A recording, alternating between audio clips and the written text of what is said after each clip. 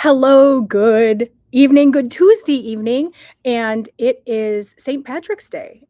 I don't know when you'll be watching us, but today is St. Patrick's Day. I've decided to wear my green so I didn't get pinched. It's more of like a shamrock shake green, but I'm calling it a success. I didn't get pinched all day. So I hope wherever you are in the country, you are having a fabulous Tuesday. I'm Allison, and behind the camera making all the magic happen is producer Ken, and we are from Gotham Quilts, and you are watching live with Gotham Quilts on Tuesday. We have kind of a fun show, and you can actually, if you could see the little corner there, I was getting ready for the show, and so that's what we're going to talk about in a little bit. But we are going to talk about quilt labeling.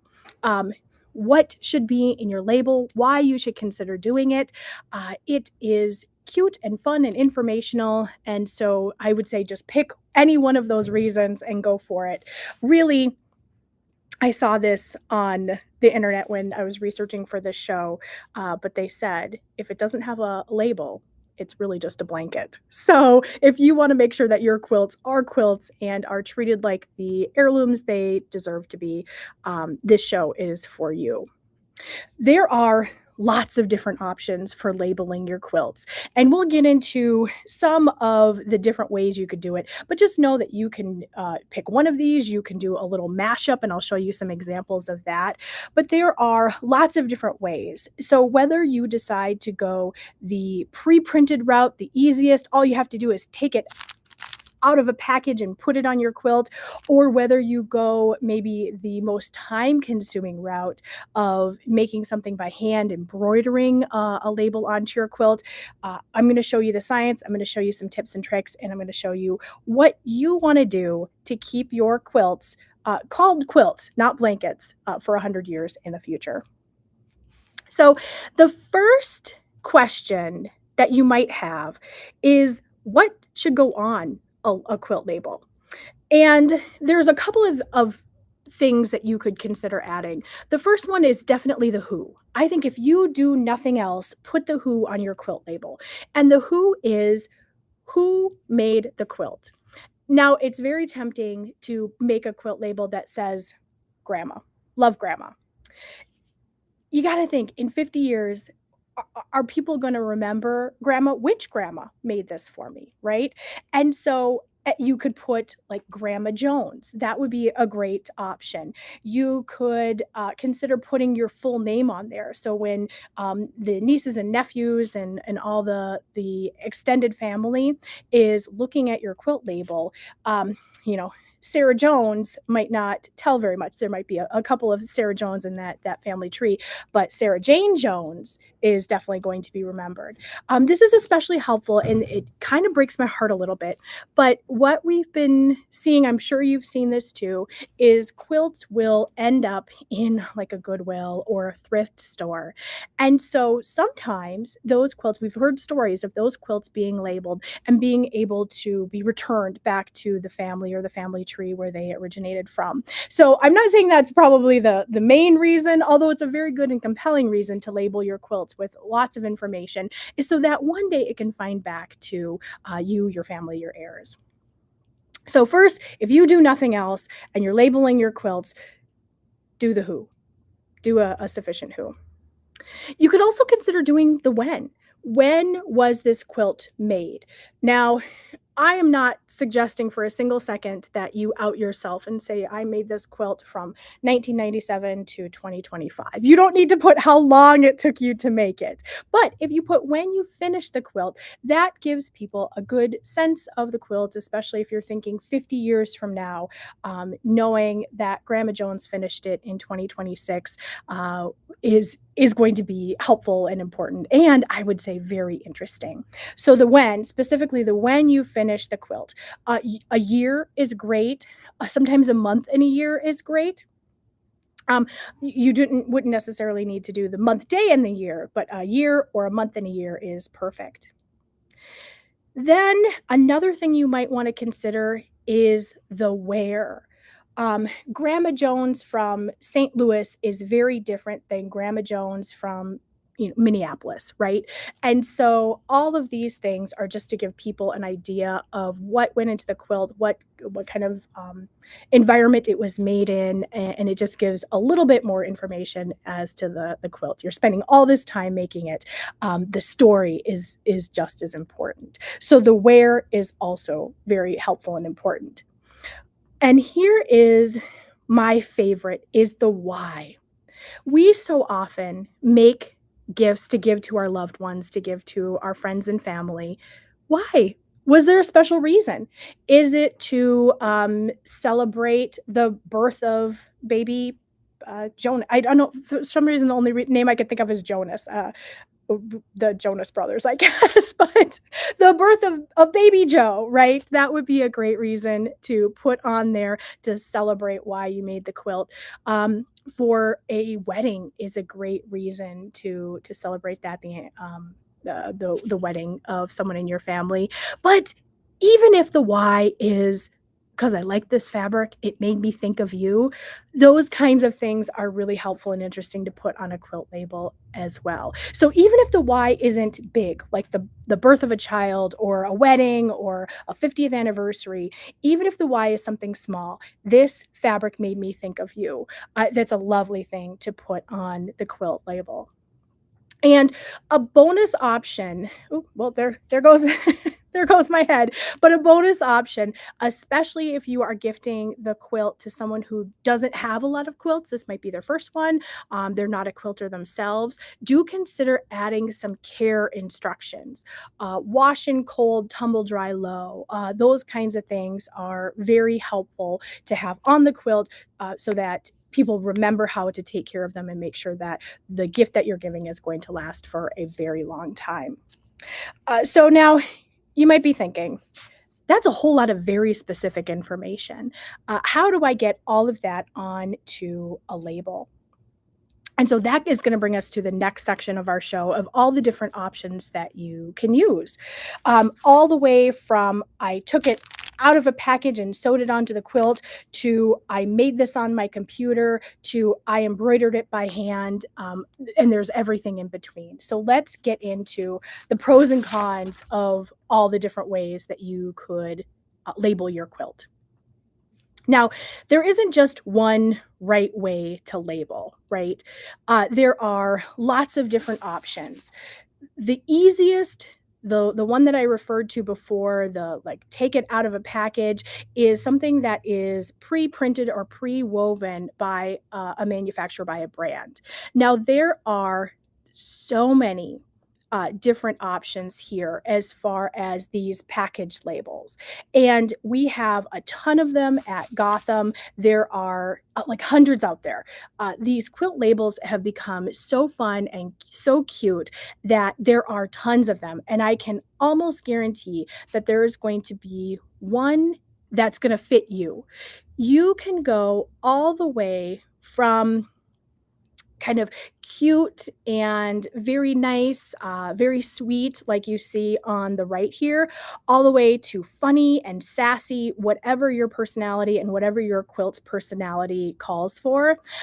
There's going to be a quilt label for your personality. I can guarantee that. I'm doing a lot of guaranteeing on this show, but I promise you there will be something that will fit your personality. Now, the pros on this is that these quilt label. Oh, I'm sorry. There's one more that I wanted to show you here too. You can even get quilt labels printed with your own name on them.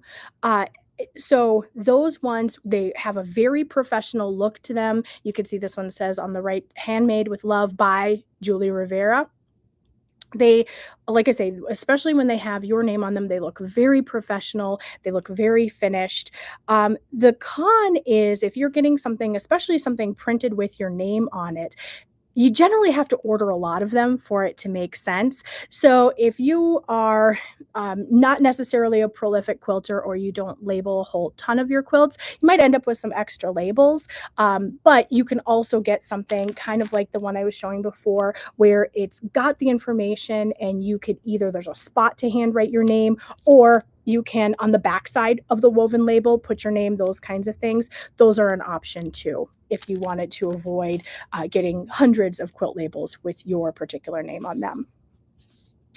Now, the other con to this is, generally speaking, something like this isn't going to have enough room to put all the things that you might want to put on there. They might have a spot for your name, but things like the occasion or who you're gifting it to, your city and state, those kinds of things, probably not a whole ton of room on there. But they are super quick. They go in, and like I say, they have cute sayings and different artistic things that you just wouldn't be able to do necessarily on your own.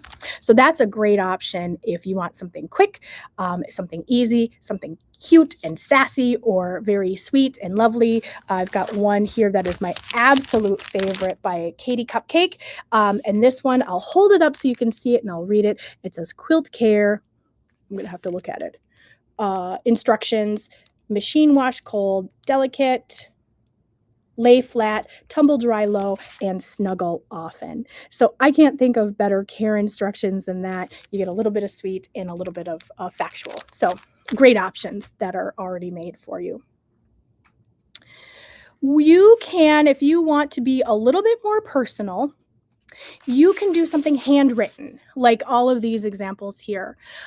These ones, people just took some fabric, they wrote on it with a pen, and sewed it into the quilt, either in the corner, like the one up here, the pink one up here, or stitched it around. The one with the green has a border around it. So you could do lots of things to finish these off very nicely, but no matter how you slice it and dice it, it is just handwriting on a quilt label, on a piece of fabric that's stitched to your backing.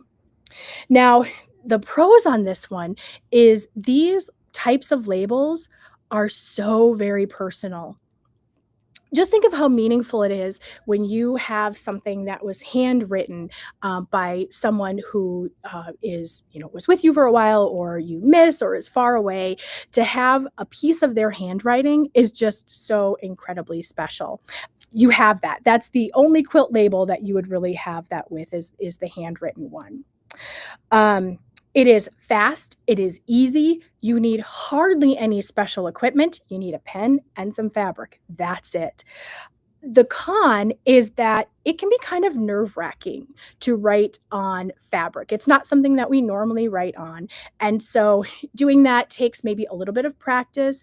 I've got some tips and tricks, so stay tuned, and I will give you some things that will take the heartburn out of writing on fabric and make it look lovely and as professional as possible in your own handwriting. So those are kind of the pros and the cons. It's super duper easy, but it could be a little bit of nerve wracking. And you do want to make sure that you have the right tool for the job. And I'll talk about a little bit about that later on in the show. Another option is printing on fabric. And so you can see here, this is a quilt label that somebody typed up a message on a computer, a word processing program or something, and printed it out on paper. Now, if this is the option for you, there are a lot of pros for this one. You can use any font, any color. You can get super duper cute with this one. I think, do I have one more example? Nope. Okay, that's the next one. Pretend you didn't see that. But you can get really cute with this. You could put pictures on. You can put a whole ton of information. Because you're using a printer, you can get pretty small, probably smaller than you would be able to do with handwriting. You can get text and images and all kinds of fun, really fancy things. It does look very professional to have this on here, because look at all this information that's on there. The sky's the limit on this one. The con on this one is that you do need a printer, and there are some printers that work better than others for this, and you need a carrier sheet. If you're interested in going this way, like I say, at the a little bit later in the show, I'll walk you through all of the steps to do this and to get good results, but it's really not that hard. It is maybe a little bit nerve-wracking for this one too, to send fabric through your printer, but don't worry. I'll help you out. I'll make sure that that you get good results. And then the next one that you saw a little sneak peek of is embroidery, hand embroidery, machine embroidery. You can see in the bottom left-hand corner here, this one is cross stitch on a very, very small weave here. And so these ones you could do any kind of stitching where you're using thread as basically the ink for this. The results here are super permanent. The thread is going to stay there and it's going to stay nice forever. And it becomes a lovely part of the quilt. You have a stitched quilt, a stitched label. It just goes very seamlessly here. Now, the biggest con here, I think you could probably figure out what it is. This is, of all the methods, this is the most time consuming. So if you are finishing up a quilt for a baby shower that is tomorrow, this might not be the best labeling method. But if it's something that you have the time for, it really does integrate so nicely into the quilt. So now that you know a handful of different ways. And keep in mind, you can do combinations of that. We talked about, handwriting on the woven labels, and you can certainly run something through your printer and use that as a base for your embroidery. So you can definitely mix and match here. But now that you've got a basis of the handful of different kinds of labeling that you could do, let's talk about the science of it all, because there are a couple of things that are really important to remember when you are working on your quilt labels. Now, let's go to our overhead here as I get set up. Now, there are two things that go into your quilt labels when you're handwriting. So let's talk about that first, because it is the most low tech of all of them. There's ink, so the pen that you use to write, and then there's fabric that you use to write on. Now, what most people do is take a piece of white or off-white, some very neutral quilting cotton. You saw in one of the examples, they used pink from the front of the quilt. White, I think, is most popular because it stands out. You can see the printing on it very nicely. But the ink, let's talk about that first. We'll get to the fabric in a second. Now, there are two schools of thought. Now, a lot of people will just, whoops, wrong one. They will grab the Sharpie because it's Sharpie, it's permanent, it's got to be good. But this one, it's not going to get you the best results. And I'll show you a little example of why. So it boils down to the chemistry of the ink. There's basically two major kinds. In a Sharpie, the ink is an alcohol ink. It is permanent, but one thing to keep in mind is it is not acid-free. It's not archival quality ink. And so what you're going to get with this one is you're going to get a permanent mark, that's for sure, but that acidity in the ink is going to do a couple of different things. One is it's going to eat through that fabric. Now, it's not going to be quick, I promise you that. So it'll be probably 50, 60 years, but the ink is going to break down the fabric. It's going to weaken it. And so then your label will not be serving its purpose for the entire life of the quilt. The other piece of this is that there's alcohol in this ink. And so what you can end up with is, on a lot of fabrics, feathering, or it will spread out. And so you might end up with kind of a blob of your signature or what you're trying to write with. Now, I'm going to take some of these fabrics and I am going to show you exactly what I'm talking about. Now, forgive me, this is going to be a little bit to the side here, but I've got here a piece of fabric and I am going to, with my Sharpie, oops, I think it dried out a little bit. I was playing with it all day today, but yep, it dried out. Well, what a bummer. But on this one, I do have some samples that I will find on the side here, but it kind of feathers out. And you can see in the testing that I was doing here, we'll hold it the other way, we've got some test dots here. Now, this guy right here, this big dot here, is the Sharpie. And all I did was hold the Sharpie down like that, and it just made this kind of big blob of ink. Another pen that we see a lot for quilt labeling and crafting in general is the Pigma Micron pen. Now, these pens, I'm sure you've seen them before in the craft store or at the quilt shop. These ones contain a pigment ink. And the pigment ink is a little bit different in that it sits on top of the fabric, kind of like a brick a little bit, and then it gets trapped into the weave of the fabric. And so I'm going to take the same kind of scratch fabric, and I'm just going to hold the Pigma pen down, and you can see the dot that I just made is so much smaller than the one I made earlier with the Sharpie. And so that's the benefit of a pigment ink, is that it doesn't go anywhere.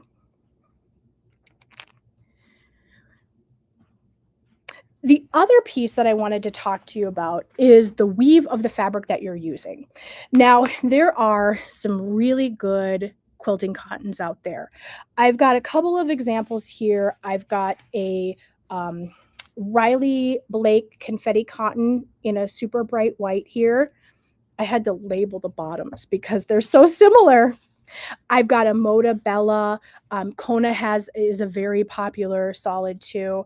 I've got the Art Gallery fabric here. And then I also have a batik. This is a Robert Kaufman batik. It's just a very gentle texture on here. So irrespective of whatever color you use to label your quilts, the color doesn't necessarily matter. The fabric and the fabric weave what matters a little bit more. Now, there are a couple of things that I wanted to talk about the difference here. Now, for the ink, it really matters what you use. I highly recommend for the ink that you use, whatever fabric you use, make sure you use a Micron pen. The other piece I forgot to talk about, it was in my notes, but I forgot to mention it, is the Micron pen is archival quality ink. And so this one is pH neutral. It's not going to eat through your fabric. And so you are going to be able to have this on your quilt for a very long time. Okay, so let's talk about the fabric now. For labeling your quilts, weave matters, but not as much as the pen that you use.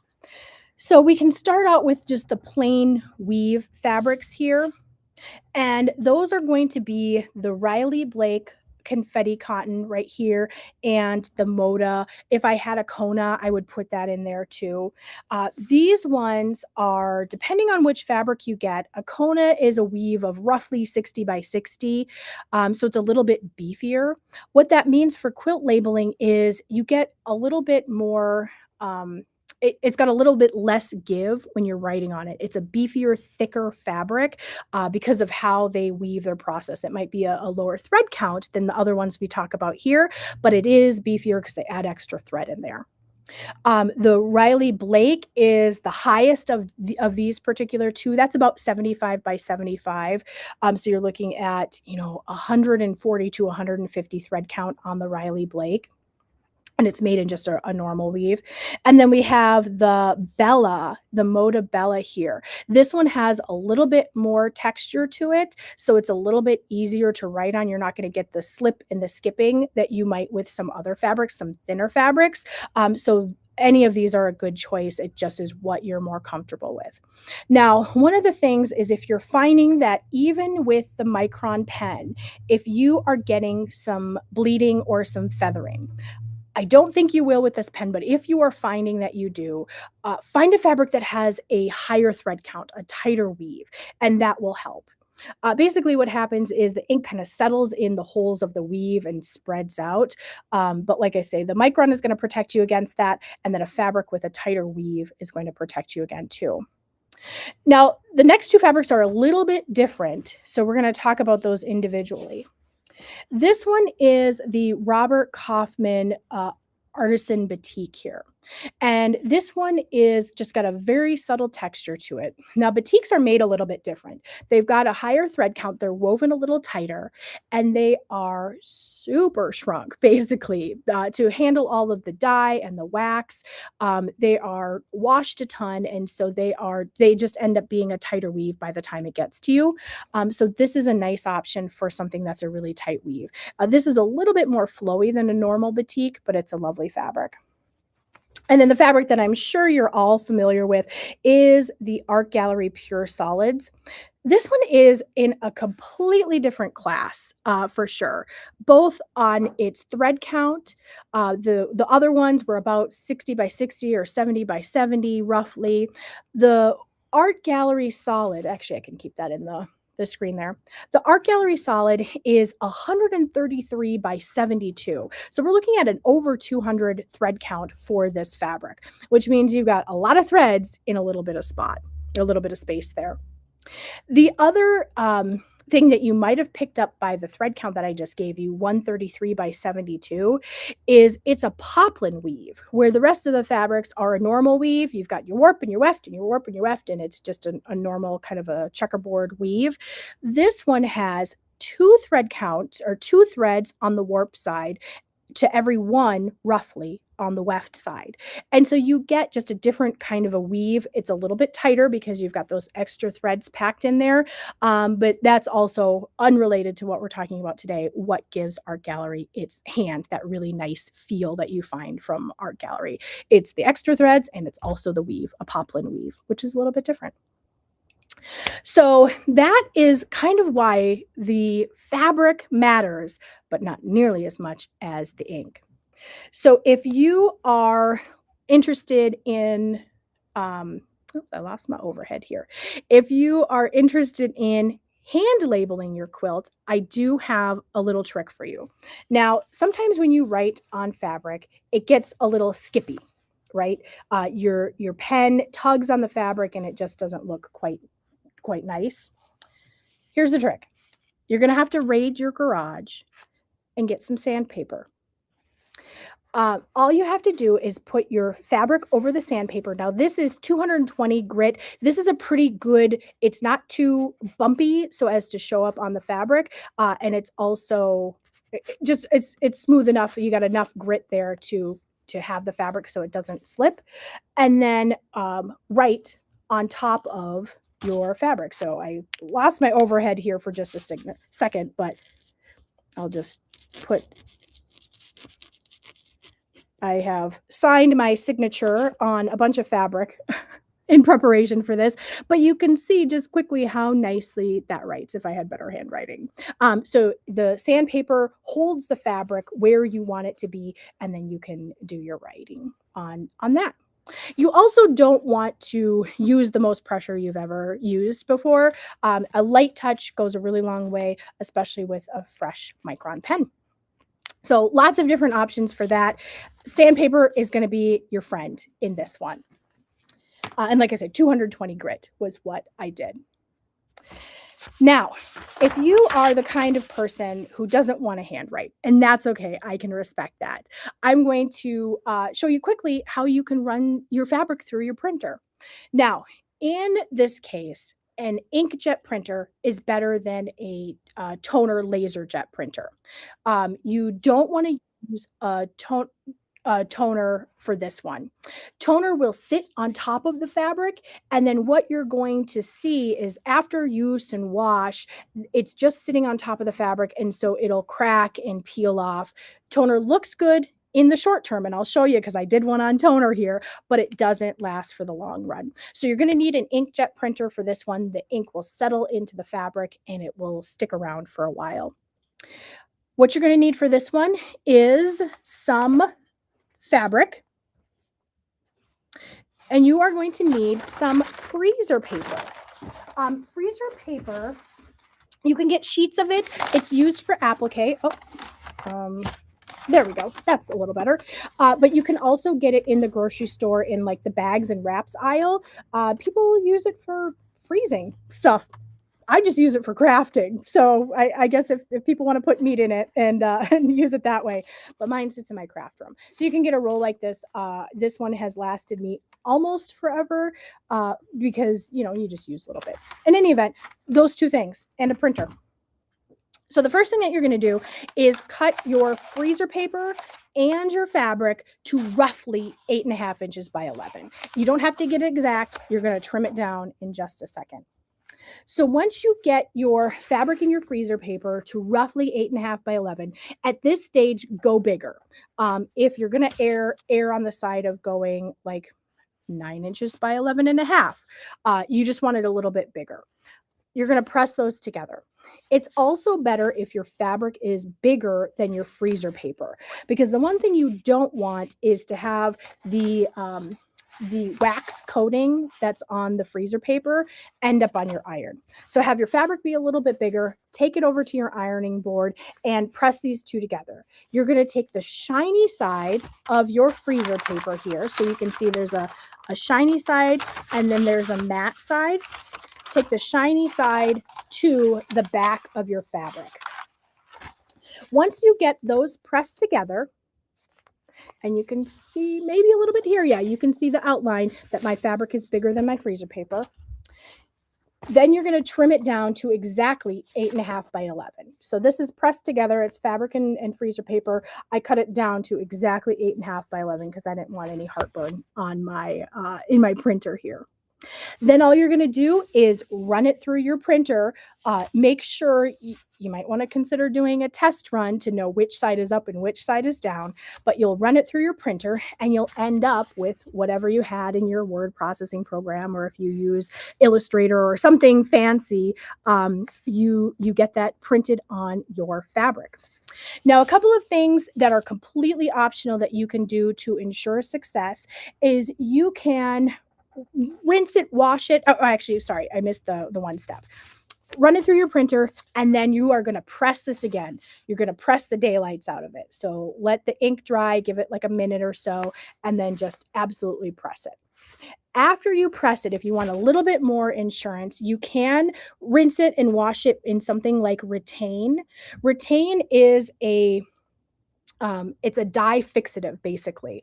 And so putting this on your fabric is going to fix that ink from your printer to the fabric for your label. So this is a great way to get just a little bit insurance.